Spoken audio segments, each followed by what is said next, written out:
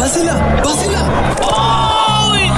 Los accidentes ocurren en cualquier momento. Afíliate a Emergencias Médicas al 2290-4444 y aprovecha los nuevos servicios que tenemos para vos. Conversemos. Emergencias Médicas. Médico a tu lado. WhatsApp, programa Horizontes, 83 41 41 42. Envíenos sus comentarios, noticias, audios y videos al WhatsApp, programa Horizontes, 83 41 41 42.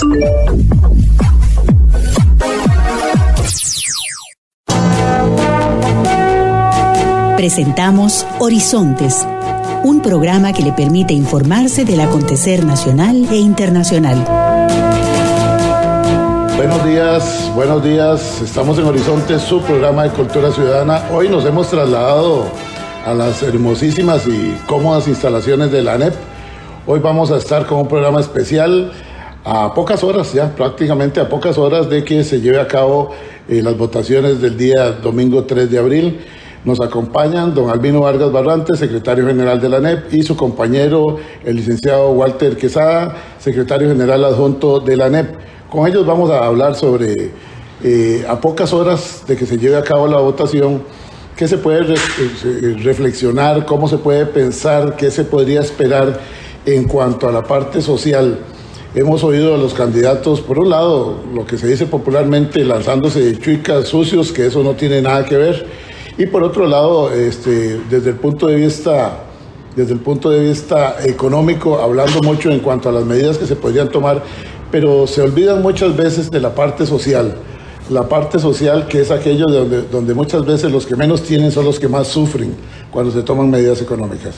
Gracias, don Albino, por recibirnos en su casa, y gracias, don Walter, también por recibirnos en su casa. Bienvenidos a Horizonte, su programa de Cultura Ciudadana. Don Albino. Bueno, don Ezra, muy buenos días. Hoy viernes 1 de abril, ¿verdad? A 48 horas, se puede decir, del proceso electoral de segunda ronda. Un honor que usted esté en la sede de la ANEP, de verdad, nosotros lo agradecemos muchísimo. Y un saludo a su gran audiencia que me imagino, pues ha crecido. Bastante. Según los datos que usted nos da, ¿verdad? Ha crecido, y ha crecido también en calidad, ¿verdad? Porque sabemos que Horizontes es escuchado por gente del mundo político y del mundo social, de todos los bandos, ¿verdad? Así es, efectivamente. Entonces es una verdadera vitrina esta de libre expresión. Bueno, la primera cosa que yo tengo en mente es de cuánto será el abstencionismo, ¿verdad? Si fue 41% en la primera ronda, una de las cosas que más llama la atención es de cuánto será el abstencionismo de la segunda ronda, ¿verdad? Entonces, para que lo tengamos ahí. Porque les recuerdo aquellos numeritos que yo hice, ¿verdad? Aquellos numeritos que hicimos, correcto, ¿verdad? Que el padrón total es la misma cantidad de gente que en primera ronda, 3.500.000 ciudadanos y ciudadanas, más o menos, y que de ese total de 3.500.000 personas, don Rodrigo y don José María apenas reunieron el 24% de los 3.500.000, ¿verdad? Es decir, un 76% no fue a votar, votó nulo, votó en blanco o se lo dio a los otros 23 candidatos y candidatas presidenciales. Me parece que vamos a una elección en medio de una campaña que ha sido asquerosa, es digamos el término que uno puede emplear, ¿verdad? Lo menos que ha habido son cuestiones de contenido, ¿verdad? Cuestiones de realmente desde el punto de vista de cómo va a resolver Costa Rica o va a entrarle a resolver problemas que hacen que nuestro querido país esté en el 8º lugar de los países más desiguales del planeta. Clasificación del Banco Mundial, ¿verdad? No de cualquier... No es una ocurrencia. No es una ocurrencia, ¿verdad? Entonces eso implica un sinnúmero de desafíos enormes, que además de ahí hay una asamblea legislativa que va a entrar el 1 de mayo de 6 fracciones, que también expresan una orientación sobre el modelo de desarrollo que según algunos debe seguirse. Pero yo creo que a esta altura de 48 horas para votar en segunda ronda, me parece que en Costa Rica está completamente claro, perdón, que se hizo mal. ¿Qué se hizo mal? Para que hoy tengamos los indicadores, sobre todo los indicadores sociales, completamente en negativo, ¿verdad? Porque hay una deuda social acumulada enorme. Ahí se vanagloria ese señor que va a salir, Carlos Alvarado Quesada, que deja las cuentas fiscales en orden, dice, ¿verdad? Porque el Fondo Monetario le aprobó el segundo desembolso producto de la aprobación de la Ley Marco de Empleo Público. Pero lo más grave que uno siente y lo social, ¿qué? ¿Cómo queda eso? Gracias, don Albino, por esta parte inicial y esta reflexión a pocas horas de, como bien lo dice usted, hoy 1 de abril. Hoy está cumpliendo años mi madre, dicho sea de paso. 90 años cumple doña Hilda. Felicidades. Muchas gracias. Don Walter, para escuchar su comentario con respecto a esta parte que muchas veces se olvida, se habla siempre de indicadores económicos, pero bueno, los indicadores económicos que no nos favorecen en estos momentos y lo que siga después siempre tiene un costo social, y ese costo social, como decimos popularmente, el hilo se rompe por lo más delgado. La gente que menos tiene es la que más sufre. Las tasas de desempleo siguen creciendo, no hay oportunidades de trabajo para la gente, no hay posibilidades de adquirir una vivienda digna, y los bancos, por otro lado, se pasan haciendo campañas muy grandes, campañas millonarias para préstamos de consumo, pero no para producción y no tampoco para vivienda digna. ¿Qué opinión le merece? ¿Cómo ve usted el panorama ante estas pocas horas en que se va a decidir el país entre José María Figueres o Rodrigo Chávez? Bueno, Edgar, primero un saludo y bienvenido aquí a la ANEP. Gracias. Un saludo también para toda la audiencia de Horizontes. Yo creo que en este momento estamos en una encrucijada, igual que nos ha pasado en los últimos 8 años, en las 2 campañas anteriores, de que estamos prácticamente escogiendo entre el menos malo, porque la gente no dice el mejor, sino el menos malo. Y usted lo ve en las diferentes plataformas sociales y donde la gente está discutiendo sobre este tema, y prácticamente lo que hay es todavía un gran nivel de incertidumbre sobre cuál persona es la que hay que elegir. Más que todo porque estamos viendo de que no hay una campaña de altura. Más bien, los 2 candidatos se han encargado de evaluar el proceso electoral, llevándolo a una discusión que no es la discusión que esperaría la mayor parte de la sociedad costarricense. Como dice usted, con una gran cantidad de problemas y sin soluciones prácticamente. Y además de eso, nosotros observamos de que estos 2 candidatos lo que están tratando muchas veces es de más que todo de hacer circo y no de brindar respuestas a los problemas que tiene la ciudadanía. Entonces, y además de eso, en una sociedad que en este momento ha castigado fuertemente al sector laboral con una situación salarial cada vez más en declive, porque si vemos, todos los días aumentan los precios y los salarios están congelados, tanto el sector público como el sector privado, con poca capacidad adquisitiva, una gran cantidad de empresas que cerraron y que no van a abrir nuevamente porque ya no tienen posibilidad, con una gran cantidad de recursos en los bancos que no se pueden utilizar porque las tasas de interés son elevadísimas, mientras que si usted va a hacer un depósito de dinero, le pagan los intereses sumamente bajos. Y entonces lo que vemos es que estamos aquí en una situación muy compleja, donde nosotros hemos discutido aquí que lo que están haciendo estos gobiernos es justificar la venta de las pocas instituciones que le quedan al país. Aquí hemos hablado ya en muchas oportunidades, con Albino hemos compartido esos temas, de la gran cantidad de intereses de la deuda que se pagan, y ningún candidato está hablando de eso, ningún candidato está planteando cómo van a resolver. Incluso recientemente Albino hizo un cálculo aquí de que prácticamente con los dineros que está diciendo el gobierno que está recolectando producto de la serie de impuestos que se aprobaron por el proyecto fiscal, un 40 y un 50% se van a utilizar para pagar los intereses de la deuda. Entonces, le están pagando a grandes capitales que han hecho sus inversiones prestándole al gobierno, y prácticamente nos están dejando a la mayor parte del pueblo costarricense en una condición de pobreza, en una condición de vulnerabilidad, y en una situación en que yo creo que vamos a bajar incluso del puesto que decía Albino, el puesto número 8, tal vez vamos a caer al 4, al 6 o al 3, ¿verdad? Porque cada día es mucho más la gente que se está empobreciendo producto de las medidas económicas que se están tomando en este país. El gobierno se vanagloria de lo que está obteniendo producto de la recolección de impuestos, pero ¿quiénes lo están pagando? Los más pobres, los mismos de siempre. Entonces estamos cayendo, bueno, y eso lo ve uno aquí en las aceras, aquí al frente de la ANEP, cómo está eso cargado de indigencia. Sí. Gran cantidad de gente ahí durmiendo en las aceras. Eso es un reflejo de esa situación que está viviendo este país, y que los gobiernos tratan de pasarla de largo, de manera desapercibida, para no discutir las verdaderas consecuencias que tiene la política económica del Estado, y que yo digo que va a ser reforzada con algunas figuras que ya se ven en los equipos de gobierno que se han mencionado, como Eduardo Lizano, que es uno de los grandes responsables de lo que está pasando aquí, y otras personas que se están acercando a los partidos para seguir aplicando el mismo modelo neoliberal que han aplicado hasta ahora. Gracias, don Walter, por esa reflexión, por ese análisis que nos hace usted.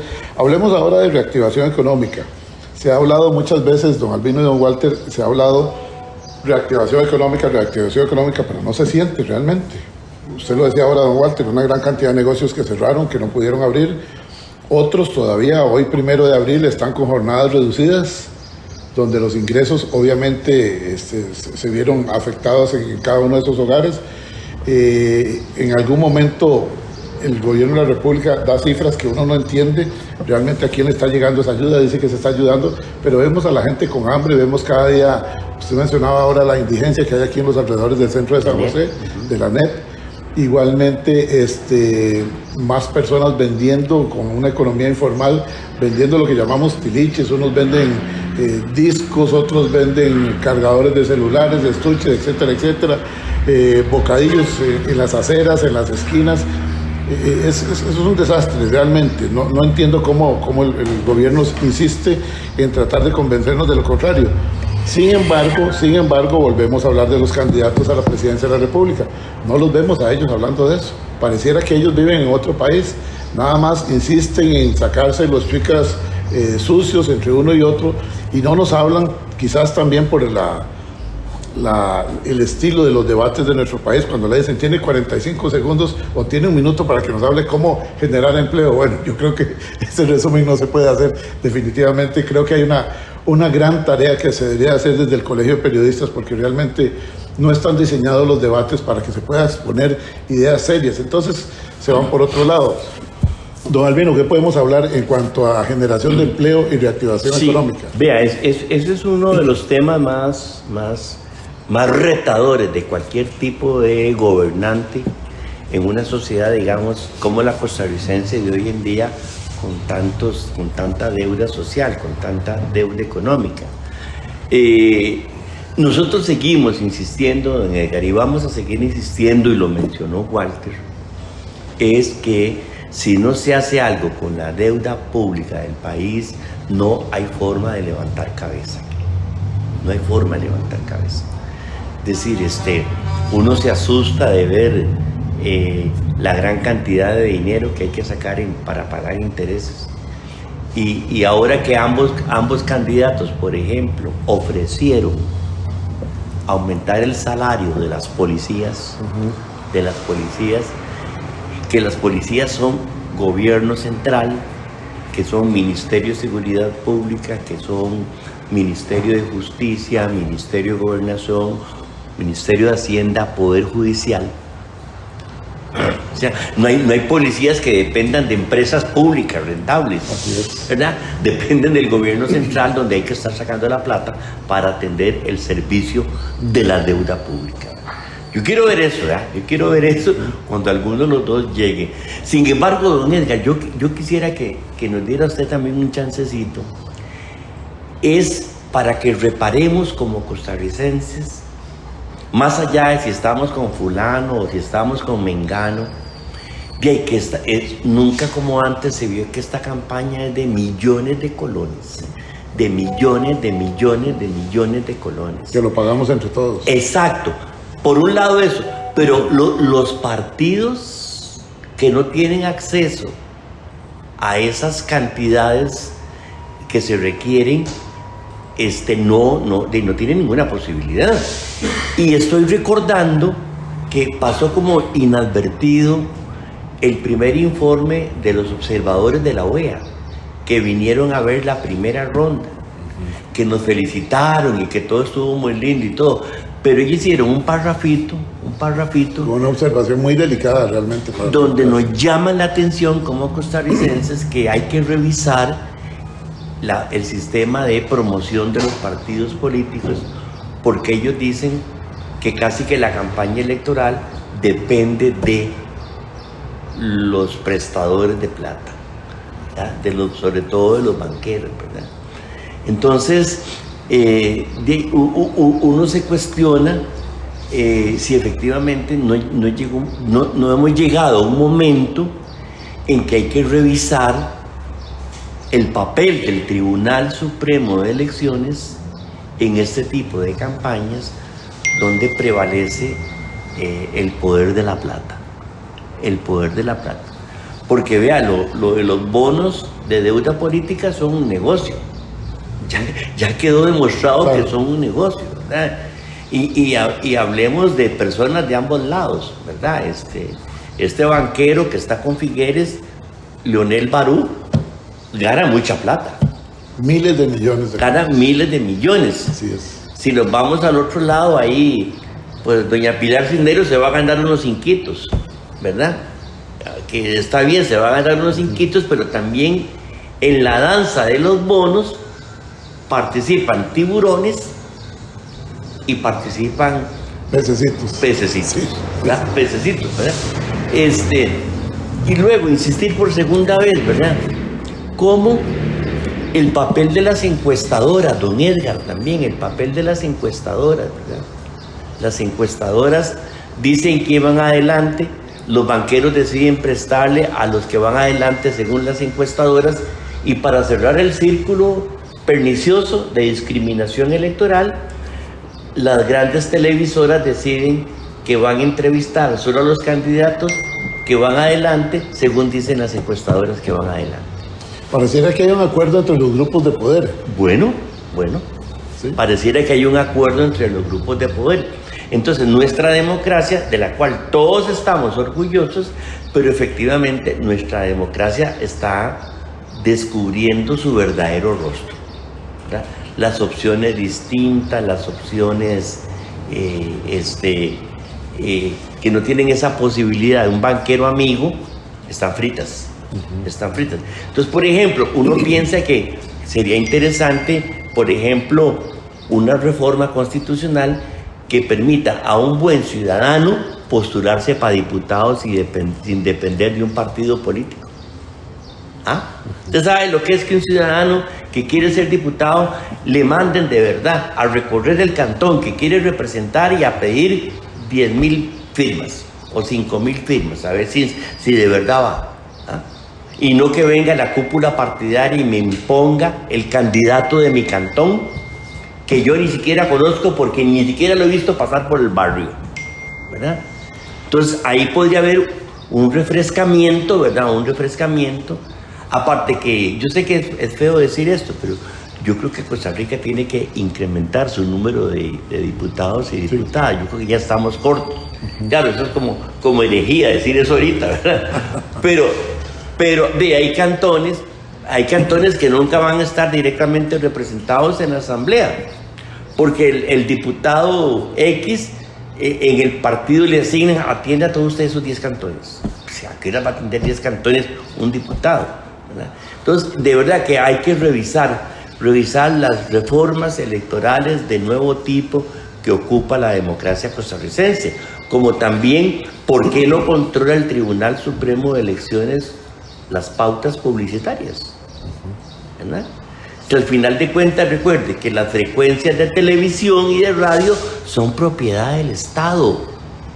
Son propiedad del Estado y el Estado está interesado en fortalecer la democracia. El Estado está interesado en prestigiar el sistema democrático, ¿verdad? Y resulta que solo el canal A y el canal B se llenan de millones de pesos porque solo X o Y partidos pueden pagar lo que valen las pautas publicitarias. Habló de algo muy interesante, don Albino, en cuanto al financiamiento de partidos. Vamos a ir a una pausa acá en Horizonte, su programa de Cultura Ciudadana, donde no le decimos cómo pensar, donde no le decimos cómo opinar y jamás le diríamos por quién votar. Regresamos en breve, recuerden, somos Horizontes, su programa de Cultura Ciudadana. Y a esta hora, actuamos o hablamos con Carlos Monge. Este comentario está previsto para el viernes antes de las elecciones y el lunes posterior a estas, pero lo titulé a partir de aquí Juntos, y es Juntos el domingo y más juntos después. Para el día de la votación, aunque usted llegue con convicción firme a favor de un candidato en especial, o vaya como yo, dudando de ambos y pensando que cualquiera me va a dejar sentido de culpabilidad, debemos ir juntos a las urnas y cuidar el proceso entre todos, como lo hacen los buenos deportistas, que con el objetivo de competir llegan al mismo lugar y actúan con convicción y respeto. Juntos en la participación ciudadana le damos salud a nuestra democracia. Pero si escucha este comentario el lunes, con la elección resuelta, considere que también debemos ir juntos, porque juntos ponemos la energía que mueve al país, sea quien sea el conductor designado. Sepamos delegar en el equipo de gobierno de quien resulte electo, pero recordemos que delegar no es abdicar, no es desentendernos de nuestra responsabilidad. Cada uno en su labor, en el sector público o privado, en su emprendimiento, ya sea grande o pequeño, con patrono o sin él, tiene que saber que un país no se desarrolla porque un gobernante decida, se desarrolla porque un pueblo actúa. Claro que debemos corregir, encauzar el país al orden y la buena gestión, pero eso no se puede lograr peleando por pelear, obstaculizando por motivos ideológicos o sencillamente por gusto. Que como gente de bien, nuestro lema sea ¡vamos juntos! Si desea volver a escuchar este mensaje o compartirlo, encuéntrelo como Carlos Monge Consultoría en Spotify y Facebook. Carlos Monge te presentó Actuamos o Hablamos. WhatsApp, programa Horizontes, 83 41 41 42. Envíenos sus comentarios, noticias, audios y videos al WhatsApp, programa Horizontes, 83 41 41 42.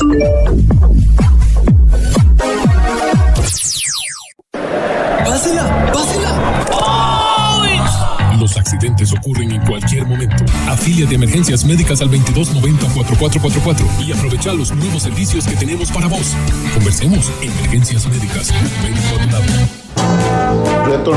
Retornamos a Horizonte, su programa de Cultura Ciudadana. Hoy transmitiendo este programa desde las instalaciones bellísimas, modernas, muy cómodas de la ANEP, aquí en Calle 20. Hoy, viernes 1 de abril, nos recibe el secretario general, don Albino Vargas Barrantes, y su compañero, el licenciado Walter Quesada, secretario general adjunto. Don Walter, don Albino mencionó algo muy interesante, que son las oportunidades que tienen otros grupos emergentes para participar en la política nacional.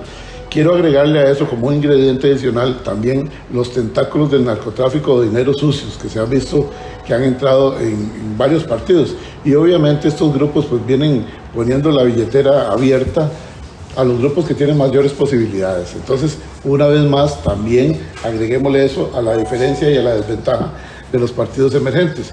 Usted mismo se postuló en algún momento para un cargo de diputado. Me imagino que fue durísimo esa lucha, recorrer sin recursos económicos y tratar también de que los medios de comunicación, esos que mencionaba don Albino ahora, le abran las puertas a los partidos emergentes o partidos que no son los tradicionales. ¿Cómo lo ve usted esta situación? ¿Qué reflexión podría hacer usted para compartirlo con los oyentes de Horizontes? Bueno, don Edgar, ya yo tuve la experiencia de participar en el proceso. Vivimos situaciones bastante complicadas dentro de la gestión que hicimos como organización aspirante a ocupar puestos en la Asamblea Legislativa y en la misma Casa Presidencial. Nos dimos cuenta de que no existen espacios realmente para dar a conocer, salvo algunas excepciones, ¿verdad? Porque los grandes medios prácticamente nos cerraron las puertas. Incluso nosotros fuimos algunos y nos decían que sí, que nos podían facilitar algunos espacios, pero que eran las plataformas, no directamente en el periódico, no directamente en el canal de televisión, sino que tenía que ser en el Facebook, en la que tenían en el Facebook o Instagram o estos otros tipos, pero que no en otros medios que podrían ser como de más accesibilidad tal vez para la mayor parte de la ciudadanía costarricense. Y además de eso, con un precio muy elevado, que nosotros no teníamos la capacidad de pagar, porque nosotros no teníamos acceso a la deuda política y como se podía verificar en las mismas encuestas, ni siquiera aparecíamos reflejados ahí. Hay una persona que hizo una propuesta que a mí me parece muy bien, hace poco que estuvimos en una reunión. Él decía que si todos los votos son válidos, ¿por qué a unos se los pagan y a otros no? Y yo creo que eso sí tiene una lógica. O sea, si yo voy con un partido y obtengo 3.000, son 3.000 votos válidos y me deberían pagar por los 3.000. Sacar un promedio de cuánto es la deuda política, cuánto es lo que le tocaría a cada ciudadano que va a votar y entonces pagar de acuerdo a los votos que obtenga cada partido. Si yo obtengo 5.000 y el voto vale de 7.000 colones, que me paguen los 5.000 por los 7.000. Y entonces ya yo sé que yo tengo una cantidad de dinero que podría utilizar para poderle llegar a la población. Pero aquí no, aquí hay votos válidos y votos no válidos. Si usted tiene más del 4%, tiene una cantidad, un monto determinado. Pero si no tiene eso, no tiene posibilidad de recibir ningún tipo de ayuda o apoyo del Estado, aun cuando se ha gastado también un monto de dinero no tan grande como lo de los otros partidos, pero sí que es significativo. Entonces yo creo que sí debería pagarse la deuda política a todos los partidos que estén en la contienda y que obtengan votos. Todo, porque ¿Qué dice el Tribunal Supremo de Elecciones? En algún momento lo plantearon ustedes con el tribunal, porque el tribunal realmente debería de analizar esa situación, porque es una situación donde la democracia, y como recordaba don Albino ahora, organismos internacionales, o sea, los observadores internacionales están haciendo la observación. Quiere decir que, como se dice popularmente, ¿cómo va a ser que nosotros no mandaría la parada, se dice popularmente, que no logren detectar esa debilidad del sistema de elecciones nuestros acá en el Tribunal Supremo de Elecciones? ¿Lo plantearon ustedes en algún momento o piensan plantearlo? Bueno, nosotros, yo le había hablado al Albino de esa posibilidad de que nosotros planteáramos algunas reformas al Código Electoral. Ahora hay cambios en el Tribunal Supremo de Elecciones. Claro. El señor que estuvo ahí de por vida ya no está. Entonces... Ya no está, exactamente, pero es inaceptable, don Edgar, por ejemplo, de que usted llegue a votar a una papeleta de diputados y no esté en las caras, por lo menos de los primeros lugares. Entonces, mucha gente llega buscando a ver dónde está Walter, dónde está don Edgar, dónde está Albino, de ahí no lo encuentra en ese mar de banderas. Entonces, prácticamente eso le quita posibilidad. Entonces, la gente que dice, no, y si no lo veo, mejor voto por el que ya conozco, ¿verdad? Por el que estoy acostumbrado. Perdón. Sí. Y la otra cosa es lo que planteaba Albino, o sea, la posibilidad de que no sea a través de los partidos que se hagan las propuestas. Sí, vea cómo se puede ir perfilando un conjunto de iniciativas para desarrollar más la democracia electoral, ¿verdad? Esta de que la persona candidata a diputada deba recorrer su cantón pidiendo firmas de apoyo porque se lo exige la ley, ¿verdad? Eso es una iniciativa, a mí me parece muy novedosa y muy necesaria. O sea, que pueda haber la posibilidad... ¿Qué tan conocidos ahí? ¿Qué tan conocidos así para...? ¿Qué méritos tiene también para que la gente le dé la firma? Claro. Eso sería muy, muy interesante. Esto, un error haber eliminado las fotos de las papeletas, ¿verdad? Un error, ¿verdad? Porque, digamos, un ciudadano como Walter Quesada, que es muy conocido, tal vez otra gran cantidad de gente que le conoce no tiene el nombre exacto, sabe que es Walter, ¿verdad? Para dar un ejemplo. Entonces ese es otro cambio necesario. Igual digamos, Walter dice la palabra que me paguen los votos, suena muy feo esa palabra, tenemos que cambiarla, ¿verdad? Pero que el tribunal le reconozca a todos los partidos como un porcentaje de la deuda política y que hagan una nueva fórmula de ponderación de la cantidad de votos con la plata autorizada y dividido todos los votos entre todos los partidos. Es una manera de fortalecer la democracia. Es una manera de fortalecer la democracia, ¿verdad? Y el tribunal va a controlar los 20 millones o 30 millones que le dio al partido que, aunque no logró representación parlamentaria, legitima la democracia participando en ella. Porque ve, incluso opciones partidistas más hacia la izquierda, ¿verdad? Que tienen planteamientos ideológicos que a veces contradicen el mismo sistema electoral, participan de él, ¿verdad? Como la extrema izquierda, digámoslo así, o los partidos que plantean la revolución proletaria, esas cosas, pero están legitimando el proceso.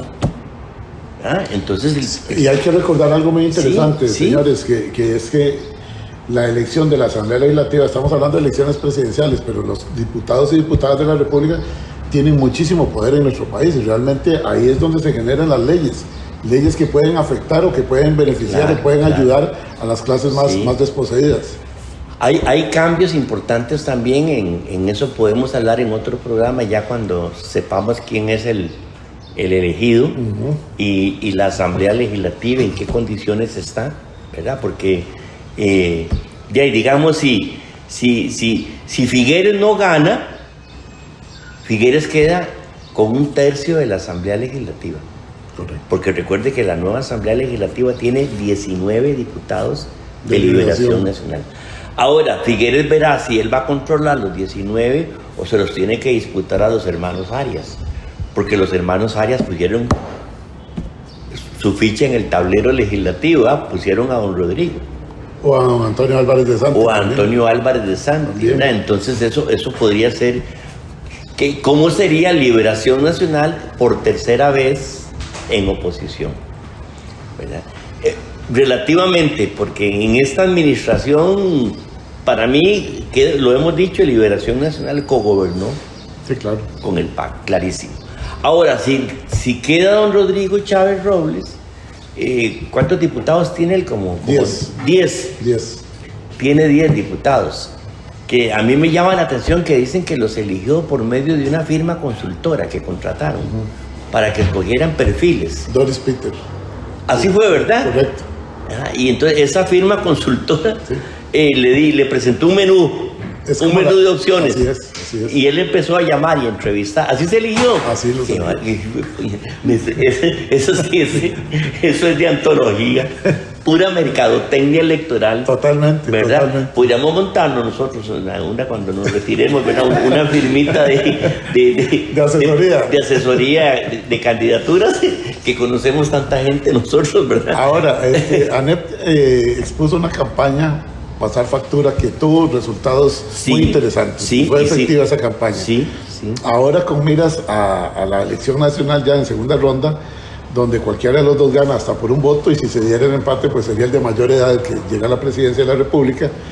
En este caso, ¿qué se puede decir desde la ANEP? Bueno, vea, en este caso es muy importante porque hay gente que a uno le reclama y le dice, bien, pero la intensidad de la campaña que ustedes hicieron, Pasar Factura de primera ronda, no es lo mismo que lo de la segunda. Digamos, uno ahí intenta usar el sentido común y uno dice, bueno, si nosotros intensificamos la campaña Pasar Factura en segunda ronda, se puede interpretar que le estamos dando la adhesión explícita o implícita al otro contendor, ¿verdad? Entonces, ¿verdad? Entonces eso marcaba una cierta cautela de parte digamos, por ejemplo, nosotros que lideramos. Porque esa campaña ayudó, digamos, no le echemos el 100%, pero ve el balance de esa campaña. No quedó un solo diputado del PAC, ¿verdad? Don Fabricio no pasó a segunda ronda. Correcto. Doña Linet no pasó a segunda ronda. El señor Cruzan desapareció también electoralmente, ¿verdad?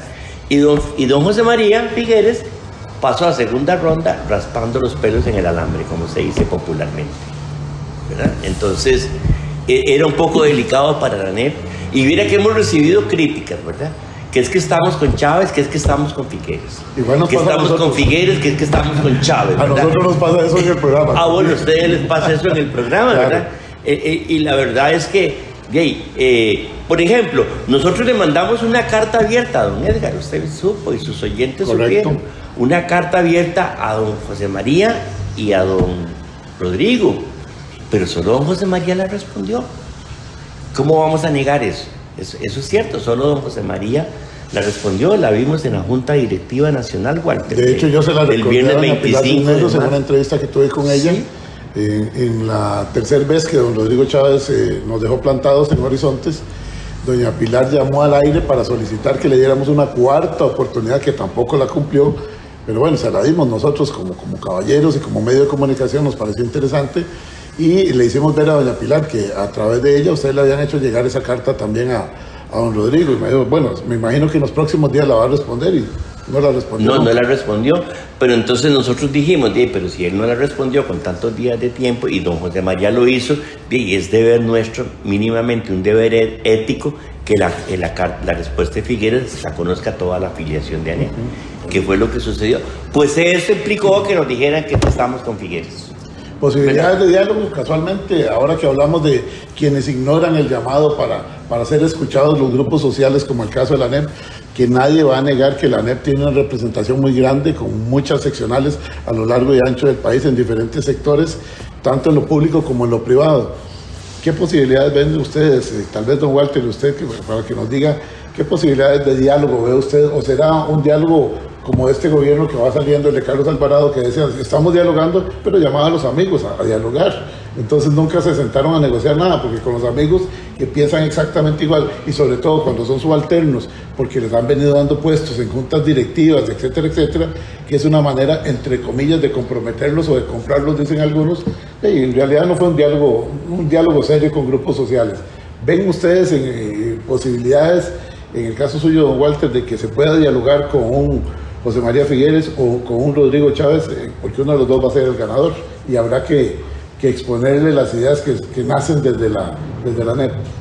Yo quería hacer dos comentarios. Uno, de la reactivación económica, tal vez, si me permite. Claro. Que hablamos mucho de reactivación económica, pero en este momento prácticamente está por concluir el contrato con Riteve, y en vez de decir vamos a utilizar o vamos a hacer ese servicio a la gente del INA, que es gente que está capacitada, que está formada, que se está desarrollando en un plano técnico, lo que hacen es dejar prácticamente que se vence el contrato para volvérselo a dar a la misma empresa, que es lo que estamos viendo, por lo menos, es lo que nosotros observamos. Hablamos de la necesidad de que el ICE haga obra pública, que es una institución nacional, y no se permite. Estamos hablando de que hay miles de millones en Banco para el Desarrollo y están ahí subutilizados. O sea, si queremos generar reactivación económica, hay muchas opciones en este país. Lo que pasa es que siempre piensan únicamente en traer capitales extranjeros y no en promover empresas nacionales. Y incluso modificaron la ley del INA para que los estudiantes sean mano de obra de las empresas y no para que los estudiantes sean empresarios que puedan desarrollar sus propias iniciativas. Un poco hablando sobre el tema de la reactivación económica. Pero por otro lado, yo creo que si por la víspera se saca el día, nosotros no vemos como que haya una apertura al diálogo. Nosotros hemos hecho intentos, hicimos la carta, nos sentamos con doña Pilar y después nos pusieron una X roja en una fotografía. No hemos tenido mayores acercamientos con la gente de José María, muy poco, pero un diálogo serio, responsable, nosotros no lo hemos visto. Se han sentado con otros sectores, incluso con otros sindicatos, pero con la ANEP nosotros no vemos como que haya una disposición. Como ha dicho Albino en alguna oportunidad, parece que tenemos lepra política, porque casi que sentarse con nosotros es como no sé, lo ven como algo que les va a perjudicar la campaña electoral, me imagino, o algo así. ¿O será que la ANEP no es un sindicato alineado? Bueno, yo creo que sí es lo que hemos venido diciendo. Sí, es lo que hemos venido diciendo. Y teníamos una segunda carta que enviar. Una segunda carta, Walter, que también se acordó en junta directiva y hay que pedir disculpas porque no va a dar chance de enviarla, es sobre qué van a hacer ambos, el que gane, con la opinión consultiva de la Corte Interamericana de Derechos Humanos. Don Edgar, es que eso, perdóneme el uso de una expresión popular, eso no es comida de trompudo. Así es, así es. ¿Verdad? Es algo muy serio que va con los compromisos de Costa Rica de respetar el derecho internacional, el orden internacional fundamentado en los derechos humanos, ¿verdad? Entonces eso, de ahí los va a obligar a cualquiera de los dos a quien tiene que llamar, y va a tener que con ANEP y otras organizaciones que a lo mejor quieran participar del proceso. Pero esta organización, don Edgar, esta organización siempre ha tenido vocación de diálogo. ¿Sí? Lo que pasa es que el diálogo que quiso Alvarado es aquel diálogo donde se le dijera que todo que sí, ¿verdad? Y un diálogo de él de instrumentar ese diálogo para legitimar su gestión. Y al rato no le sirvió, porque termina siendo el mandatario de menor credibilidad o el más detestado de la América Latina, ¿verdad? Eso para empezar. Y segundo, gran parte, casi todos los que le sirvieron de alfombra, incluso en el movimiento sindical, de prestarse para los remedios de diálogo, admiten que se les tomó el pelo, ¿verdad? Como la mismísima Asamblea de Trabajadores y Trabajadoras del Banco Popular y Desarrollo Comunal, ¿verdad? Entonces, no, ahora es cierto. A mí me parece que cualquiera de los dos que llegue debe tener en cuenta cómo no debe ser el diálogo, porque Alvarado lo demostró, ¿verdad? Cómo no debe ser el diálogo, ¿verdad? Y dos, deben entender que la democracia esta representativa está agotada o está por agotarse. La gente busca otra participación, otra consideración, ¿verdad? Otro tratamiento especial, ¿verdad? No ese que se da desde las alturas y al rato ni resuelve. Nos quedan unos 10 minutos de programa. Sí, yo quisiera preguntarles, dentro de los interlocutores adecuados sería que generalmente es el ministro de Trabajo el que sirve de interlocutor con ustedes, con ANEP, para escuchar las propuestas, para ver a qué acuerdo se puede llegar, porque he escuchado a don José María Figueres diciendo, no sé si serán palabras simplemente para jalar votos también, porque ya uno no confía mucho, que es importante sentarse a dialogar, y que es importante sentarse a dialogar. En el caso de don Rodrigo Chávez, pues no lo he oído hablar de diálogo, creo que él es totalmente impositivo por su personalidad, pero verían ustedes en la figura de un ministro de Trabajo o un ministro de la Presidencia la oportunidad para sentarse a negociar, don Walter. Bueno, primero que todo, don Edgar, hay que tener en cuenta que el Ministerio de Trabajo es una institución también que ha venido a menos en los últimos tiempos, que han puesto, es como una institución, yo diría que de segunda o tercera categoría, casi siempre, en la mayor parte de los gobiernos. No le dan el señorío que debería tener el Ministerio de Trabajo. Siempre han puesto ahí algunas personas como que para que ocupen un espacio y no porque tengan una verdadera participación. Vea usted que, por ejemplo, en el caso Figueres ya habló un poco del equipo económico. Habló de poner a Eduardo Lizano y que tiene a este, que tiene al otro, pero no ha hablado de qué personas van a estar en el sector social, que sean gente de peso, que sea gente que verdaderamente tenga un respeto por parte del gobierno y por parte de la ciudadanía para ocupar un ministerio de esa naturaleza. Sin embargo, yo creo que el único espacio, por ejemplo, en este gobierno de Carlos Alvarado, nosotros no podemos negar que hemos tenido una buena relación con el Ministerio de Trabajo en algunas cosas, ¿verdad? Principalmente porque lo hemos utilizado mucho como mecanismo de diálogo con las instituciones y con los patronos, pero tampoco hemos logrado que el Ministerio de Trabajo tenga una participación tan respetable que garantice de que, por ejemplo, haya negociaciones salariales en el sector público. Prácticamente quedaron desplazadas, quedaron olvidadas, no ha habido negociación salarial y no hemos tenido un ministro de Trabajo que tenga la verdadera capacidad y el verdadero respeto para decir, mire, aquí hay que negociar salarios. ¿Por qué? Porque hemos quedado totalmente rezagados. con una inflación de más de un 4% y los salarios estancados, los salarios sin ninguna posibilidad, con una ley de empleo público que congela los salarios por 10 años prácticamente, y que no tenemos un Ministerio de Trabajo que saliera a defender ese derecho que tienen los trabajadores a garantizarse un salario digno. Entonces, ya, aunque haya un Ministerio de Trabajo, nosotros en realidad tampoco podemos decir que es la opción, porque nosotros creemos que la verdadera opción es la democracia en la calle, que es la que hemos venido planteando desde hace mucho tiempo. Pareciera que las personas que han ocupado ese cargo no tienen suficiente peso dentro del gabinete. No les dan suficiente peso, no. Es que hay que decirlo con fuerza desde el punto de vista de que todo lo que es política fiscal y tributaria se ha manejado con criterios ideológicos, muy extremistas, ¿verdad? Muy extremistas. Y de ahí, si la persona trabajadora no tiene un salario decente, ¿cómo va a tener capacidad de compra? ¿Ah? Todo el mundo habla de reactivación económica y reactivación económica y reactivación económica para arriba y para abajo. Y el poder de compra para que la reactivación...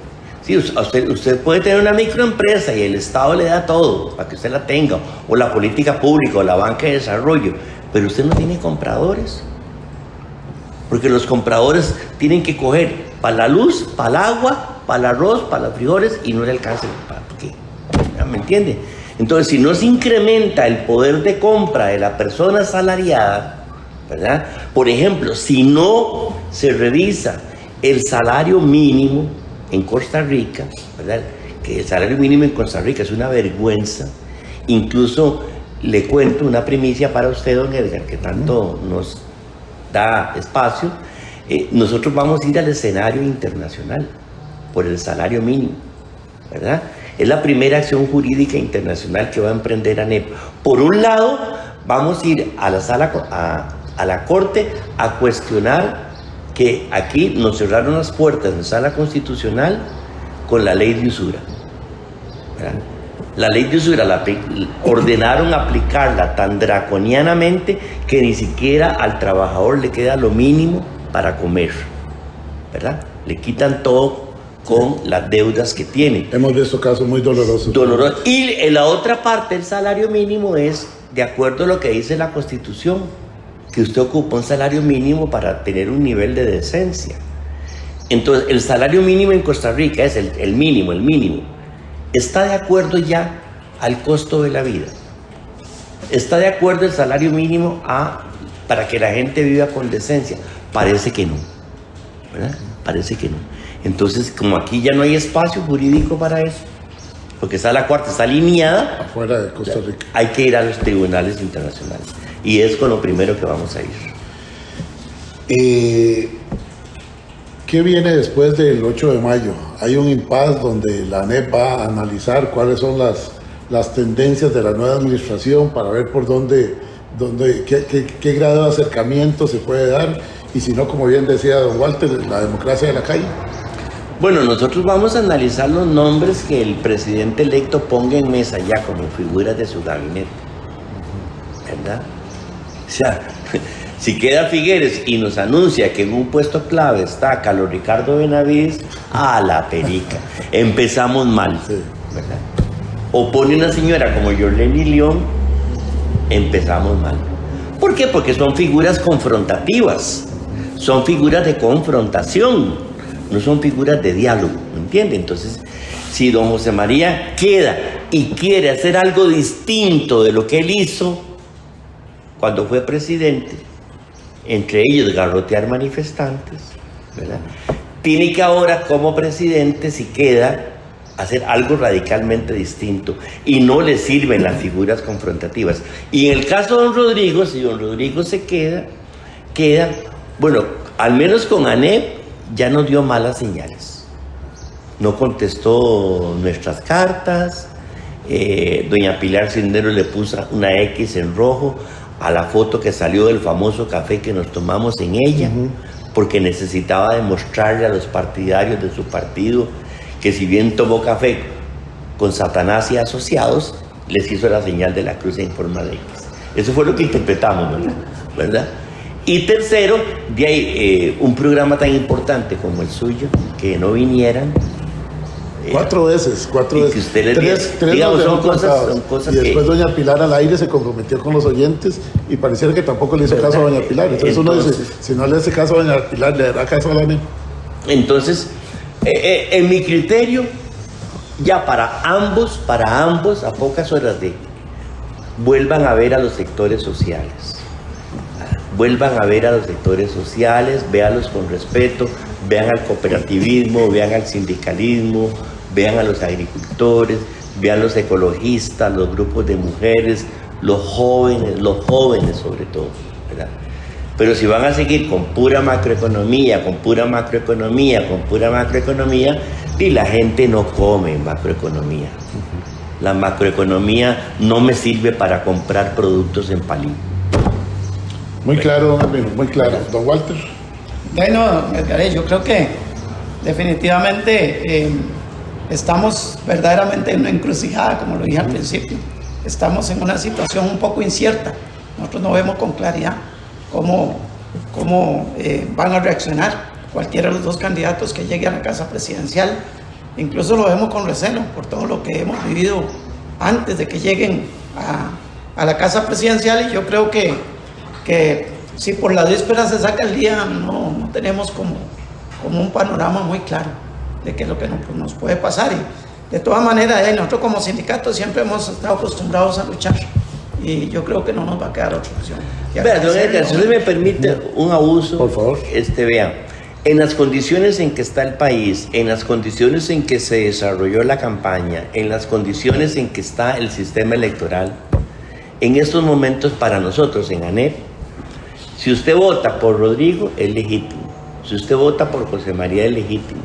Pero si usted vota nulo, si usted vota en blanco, o incluso si usted se abstiene y no va, también es legítimo.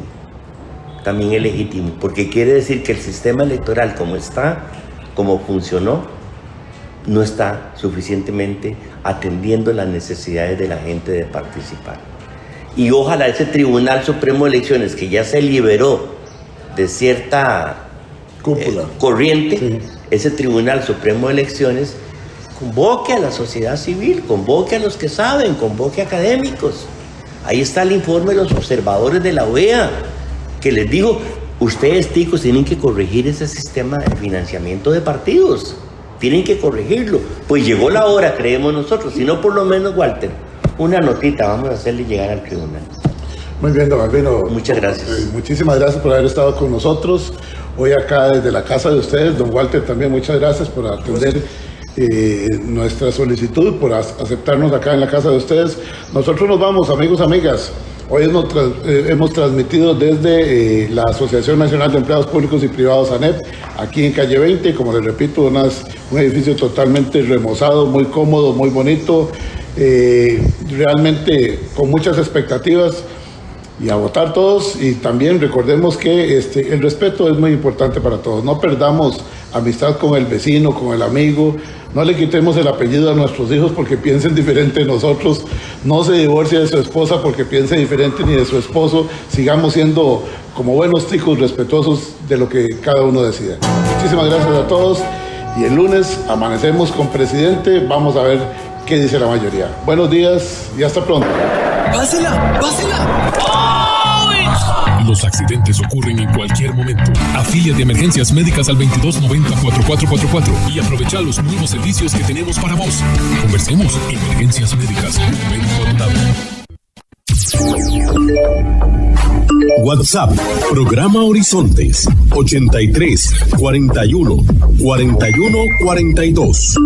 Envíenos sus comentarios, noticias, audios y videos al WhatsApp, programa Horizontes, 83 41 41 42.